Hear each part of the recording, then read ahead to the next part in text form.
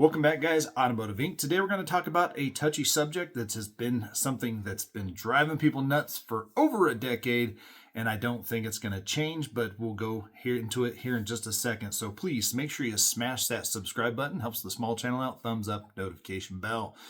So at the end of March 2026, the Trump administration announced the latest actions to address diesel exhaust fluid DEF system complaints that they say could save American farmers and truckers over $13 billion annually. Now, there are some rumors, there are some speculation out there, guys, but really at the end of the day, the nitty gritty of it is there's Lee Zeldin, Trump, they've been working on trying to find a way to kind of dial back some of this restrictive stuff. What they found is the collection of data basically suggests that farmers, people, driver, truckers, whatever, we're dealing with this derate issue, the dangers of it and everything. They also delved into each manufacturer's warranty things to see how much of this was coming back for lost time and everything and productivity. And basically, long story short of it, how they're going to save this money for people is they're basically rolling back some of the stricter standards. Now, we know the previous administration had plans that by late, say 28, 29, 30, they wanted to get rid of the kind of like the ICE engine altogether, that internal combustion engine, which I hate when people say ICE, but that's what's the scuttlebutt that you'll hear. And what they were finding out that, this new administration came in and they said, hey, we want to dial it back so we don't have to be in that position here in just a few years where it's gone. So we're going to dial it back. Now, does that mean that DEF is going away? No, not now, not probably anytime soon, because we all know, we've heard it from the other party, that if they come back, they plan on rolling back everything that's already been changed. So, of course, manufacturers have already invested millions of dollars in it. The DEF industry is $1 billion industry a year. So this is a whole nother part that it's not going to go anywhere. The change is what it allows to do is dangerous derates, truck problems, everything, as they found out through all their research is that the DEF sensors are what typically cause the derating of the engine, causing it to shut down, causing it to be a danger, causing it to be a nuisance, everything like that.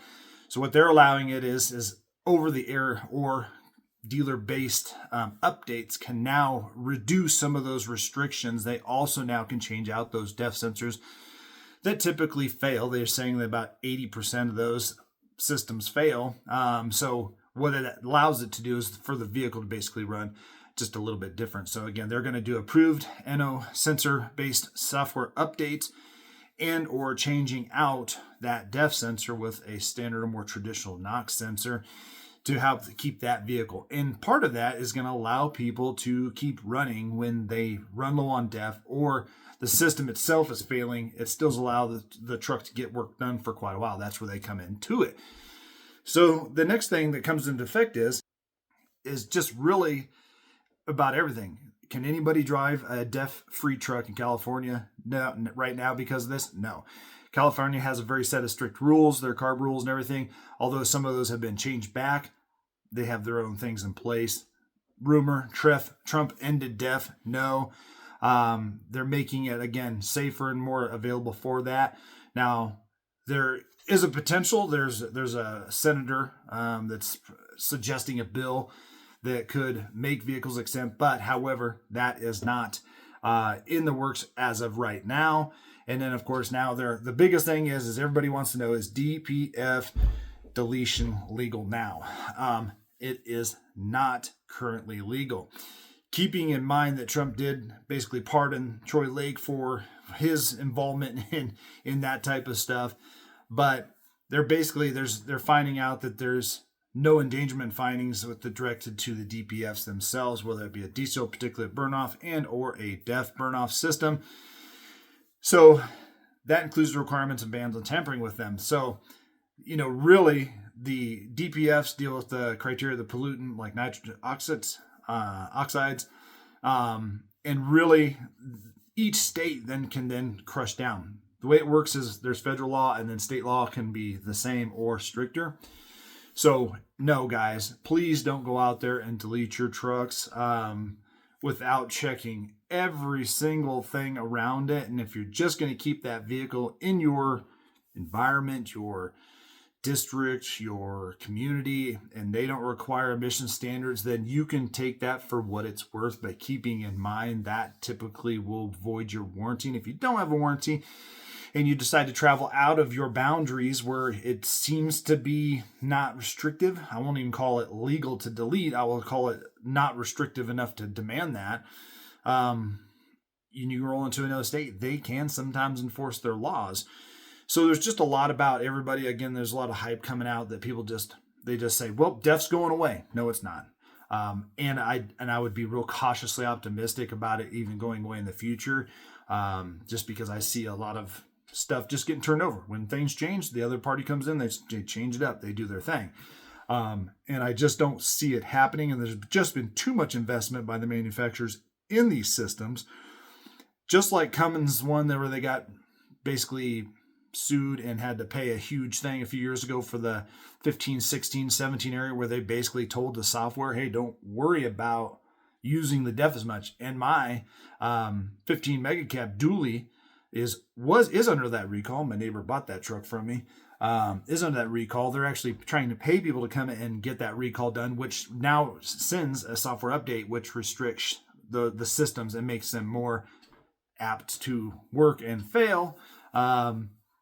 But that truck's never had any problems, and it always sipped DEF. So whatever parameters they had, that was good for that year.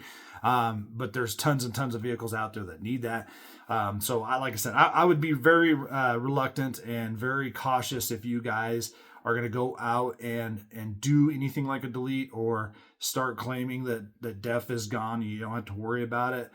I think this is a step in the right direction for sure, because derating to a vehicle to 50 to 40 to 30 in certain circumstances is extremely dangerous.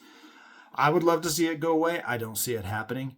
But if they can get these systems to where they don't have to shut the truck down, or we can get rid of the parts of the system that fail with causing these shutdowns, I think that's a really good step in the right direction, because modern diesels are exceptionally great compared to what they used to be, how clean they are, how fuel efficient they could be without these systems.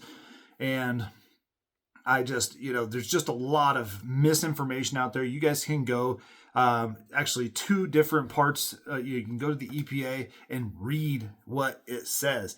It does not say anything about legally deleting your vehicle and no longer being required to hit emission standards. Again, it's per state.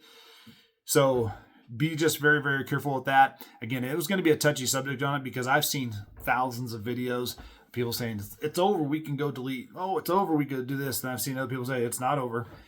And that's true. Those videos are true. It's not over. It's a step in the right direction for sure. And where it goes from here, only time will tell. But I wanted to put this out to talk about it just because, again, I've had a ton of questions on just past diesel videos we've done and gas videos when people are still talking about going gas or diesel. And they're like, well, maybe I'll go back to diesel because of this.